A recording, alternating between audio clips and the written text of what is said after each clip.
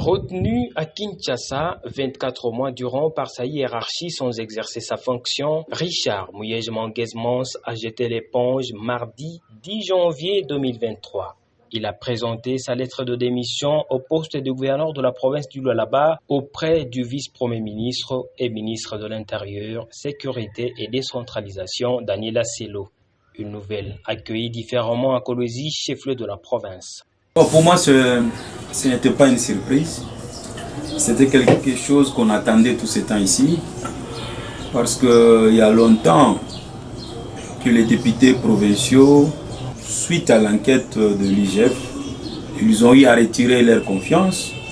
Non seulement ils ont eu à retirer leur confiance, ils l'ont mise en accusation. Ils n'avaient pas autre choix que celle de démissionner parce que les députés n'avaient pas confiance en lui. Il va se mettre à la disposition de la justice parce que le Lualabé veut connaître la vérité. C'est un non-événement, c'était ça le point de chute qu'on attendait tout ce temps ici. La démission du gouverneur Muyej ne me surprend pas. Je considère qu'il s'agit d'un acte personnel, individuel, comme on dit tuto personnel. Il jouit donc de toutes ses libertés.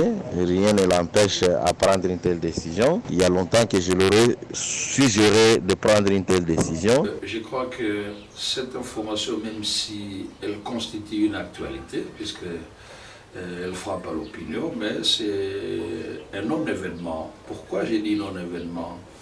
Puisque la République est gérée sur base de textes. Et nous devons le dire ici que la démission du gouverneur Richard Muyej était déjà de fait depuis le 12 septembre 2021, 48 heures après que l'Assemblée provinciale qu'il avait élue et ait pris la résolution numéro 1, lui retirant la confiance et le mettant en accusation en justice. Pour une majorité d'acteurs de la société civile locale, le retour à l'ordre constitutionnel en province était resté le maître mot dans la gestion du Lualaba. Nous avons milité pour le retour à l'ordre constitutionnel et nous continuons à lutter pour ce retour-là. Maintenant, une fois de plus, la démission du gouverneur Muyej vient clarifier la situation. Et quand vous lisez tous les textes légaux, la Constitution, la loi portant libre administration des provinces et la loi électorale, précisément son article 160, le législateur dit, en cas de démission du gouverneur, le gouvernement provincial est réputé démissionnaire et sous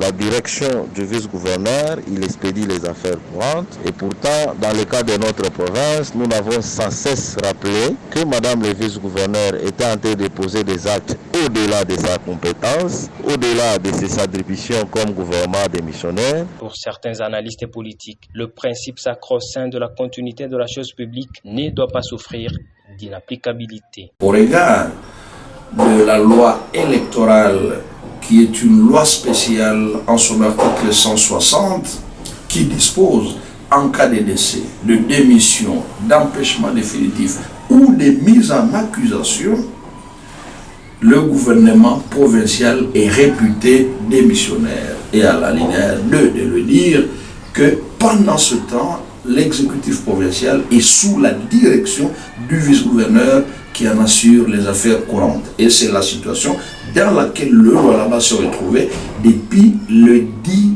septembre 2021. Donc, il y a plus d'une année aujourd'hui que la démission du gouverneur était déjà de fait.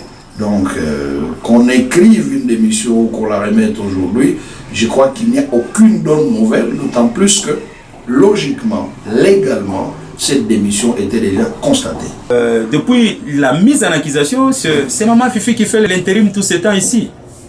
Donc, elle est là, elle travaille, et elle est en train de matérialiser la vision du chef de l'État. Nous attendons le gouvernement national, par le biais vice-premier ministre et ministre en charge de l'Intérieur, qui puisse se mettre d'accord avec la CENI. Et s'il y aura possibilité d'organiser les élections, nous attendons. S'il n'y aura pas possibilité, la province va continuer sous le leadership d'une femme dynamique, Madame Fifi Masuka. Quand l'organisation de l'élection du nouveau gouverneur de province, les avis sont partagés. Le gouverneur étant démissionnaire, le gouvernement tout dans l'ensemble étant également démissionnaire, la gestion des affaires courantes sous la direction du vice-gouverneur devrait normalement être interrompue par l'organisation des élections, mais il n'y a jamais eu d'élection. Et je rappelle ici la procédure. C'est le ministère de l'Intérieur qui fait le pont entre l'exécutif central et les provinces, qui doit saisir la CENI pour qu'enfin celle-là organise les élections chez vous. Ce qui n'a pas été le cas. C'est ainsi que depuis plus d'une année, nous sommes dans l'exercice des affaires courantes. Sans la bonne gouvernance, il n'y a pas de développement. On peut nous chanter tout ce qu'on veut, mais sans se conformer au texte qui réglemente la gestion de des provinces en République démocratique du Congo, c'est le chaos. Et vous avez vu que depuis le départ du gouvernement Mouyej, l'artisanat minier est déstabilisé, c'est du désordre et du chaos. C'est le rapport de l'Assemblée provinciale qui le dit. Quelles sont les prochaines étapes pour IBGDH? Je crois que la loi parle d'un délai de 30 jours pour permettre à la CENI d'organiser le nouveau scrutin. Et nous sommes donc à partir d'aujourd'hui en train de compter les 30 jours parce que le vice-premier ministre a l'obligation de notifier à la CENI pour que celle-ci nous organise les élections en remplacement du gouverneur qui vient de démissionner. Nous attendons donc d'ici 30 jours. Si rien n'est fait, nous allons donc saisir la justice pour que la justice ordonne effectivement l'organisation des élections dans le Lualaba. Aujourd'hui, nous venons de constater que Mouyej vient de déposer la démission. Et je crois, à partir, conformément à la loi, à partir du moment où Asselo va notifier Madame gouverneur Fifi Masuka Saini en qualité de gouverneur intérimaire, c'est à partir de ce moment-là qu'on va commencer à compter pour qu'on puisse organiser les élections dans un délai de 30 jours. C'est ça l'idéal.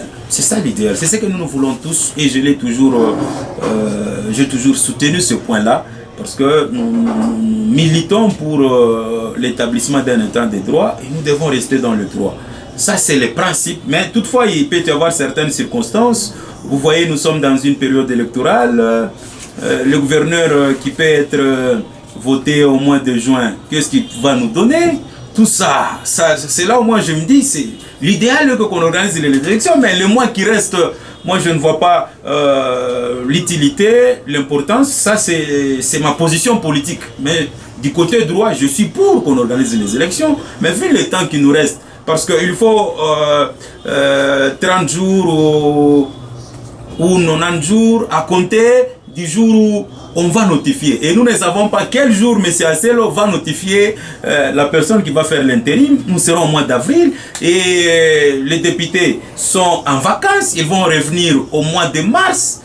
Et pour qu'ils puissent organiser les élections au mois de juin, juillet, et nous aurons les élections générales au mois de décembre. Donc pour moi, je pense qu'on peut confier l'intérim à Madame gouverneur jusqu'aux élections générales de 2023. Ça, c'est mon avis par rapport aux réalités. Parce que le gouverneur qu'on peut mettre, je ne vois pas ce qu'il pourra amener de spécial, si ce n'est que retarder certains chantiers qui sont en marche et qui continuent à être exécutés sous le leadership de Madame gouverneur.